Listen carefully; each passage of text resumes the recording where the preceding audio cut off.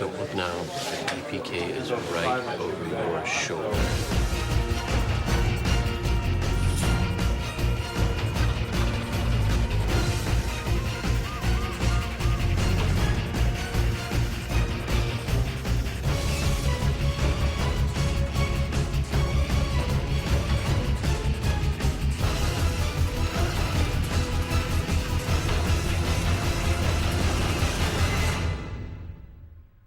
I saw the first one. I was laying in my bed, and every time I moved, I saw myself in the mirror. There's these doors that close to the bedroom, but there was a mirror there, and I'd see something move, and I'd freak myself out, and I'd have to change the channel to The Tonight Show to kind of cleanse my palate, kind of get the horror vibe down.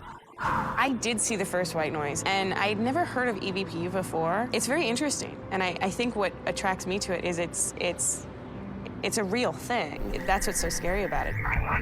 White Noise 2 differs a little bit because rather than listening to detuned TVs, I am the detuned receiver. I think what's so smart about this film is that they're not trying to necessarily take the idea from the original and continue it. It's a proper sequel because it's gone further, you know, both with the humanity and the implications of all this, and with the science. EVP is so well crafted in the first film, especially in the trailer, which is brilliant. One of the key things in this was to expand on the EVP of the first film and go into the near-death experience, the NDE of it all, the whole tunnel of light experience, which is a commonly reported medical phenomenon. So given that, it was such a great thing to take the EVP technology-based elements from the first film and then leap off to the NDE, the near-death experience, into this film, into something that becomes a little more metaphysical, something that's a little less tangible, but equally as documented. The near-death experience and the white light of it has been so well documented that I think there is a relatability there that hopefully the audience will tune into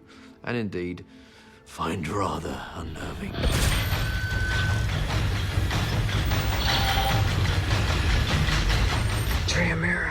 They've tied in some bits from the Bible, which I'm sure is going to upset somebody. Matt's script is incredibly intelligent, so he's got all kinds of, as you mentioned, symbolism, almost Da Vinci elements that kick in. We wanted to sort of weave in the historical iconography of the Christian religion. The 666, the Latin, the religious, the names of the characters, so that it's layered throughout. The concept of Lucifer as the giver of light, Lucifer as the first among angels in biblical lore, thrown out of heaven for trying to play God, which essentially is the trap that Abe falls into, to intervene at the moment of their death to stop that from happening. I owe you my life. Does God have a plan? If you mess with that plan, what are the repercussions? What are the consequences? Matt came up with three meaning, if on the third day Christ rose from the dead, what does the devil do on the third day? So this is about what the devil does on the third day. If you save, lust, kill, Trianera. Gary Tunnicliffe, who worked with me on Dracula 2000, is a brilliant special effects makeup artist. And from the very beginning, I wanted him to do this special makeup for Craig Fairbrass's character. I figure when you see Kane in this, he's a work in progress. So he's got these metal pins holding his lips in place, and the idea would have been that the bullet would have blown out his jaw and blown out his teeth. So the dentist attached wires to fix his jaw in position. We're kind of going back to old techniques of manipulating as much of the face as possible. We've actually made two dentures. An upper denture that pulls Craig's lip up and a lower denture that pulls his lip down. These are the torture devices that Craig has to wear, and they're not the most comfortable of things.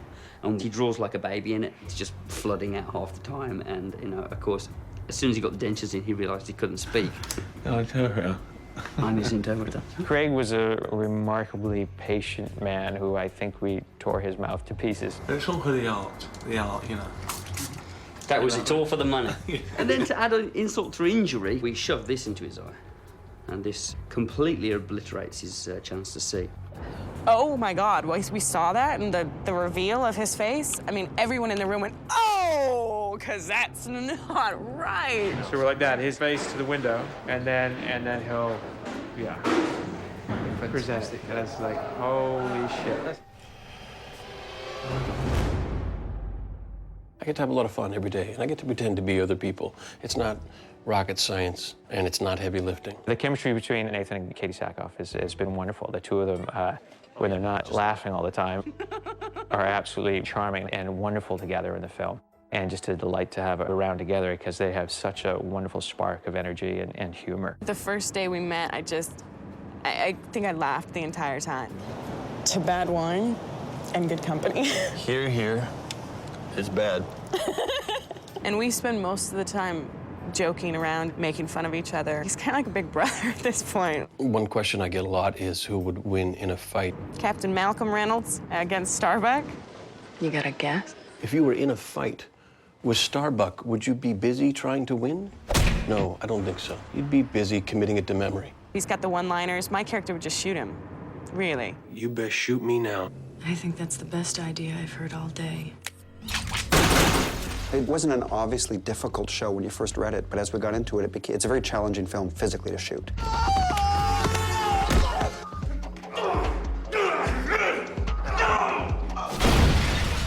The stunts were amazing, with the ballet of film, punching, faking, and then the camera and getting the right spot, so that's been tons of fun. You know, really clock him and then go.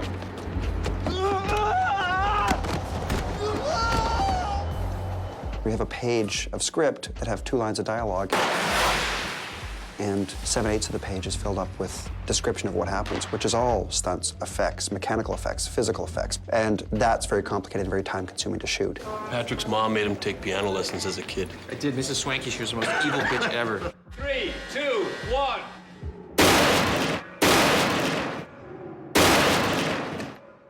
I've died on TV and movies a couple times. This is my first time dying with my eyes open. The secret is not to pick a spot and look at it, because either your head's gonna move and your eyes are gonna stay stationary, or something's gonna move in front of the spot. You gotta focus past it. You remember those posters where you look at it and it looks like static?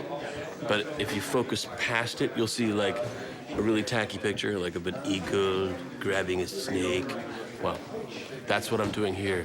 You gotta go that wide-eyed look. I just went cross-eyed. I went wide-eyed. 1,000-yard stare. You want one eye looking at you and one eye looking for you. Oh, and pathos, all inside. You're playing it all inside and then play nothing. That's the secret to dying with your eyes open. I don't have any personal experiences with ghosts or EVP or anything like that, but it constantly creeps me out. So I can't say I don't believe it. I do believe in the afterlife. This can't be what it is all about. I'm torn. Elements of me want to believe, and elements are completely terrified to think that it's real. If there's any truth to being bathed in a white light and everything's calm and you feel a warmth and a beckoning, that doesn't scare me at all. I think people fear the unknown. Through all this darkness, there's hope, because I'm sure most people will agree that if we can make contact with our loved ones, people from the other side, people that we've lost, wouldn't that be beautiful? Wouldn't that be wonderful?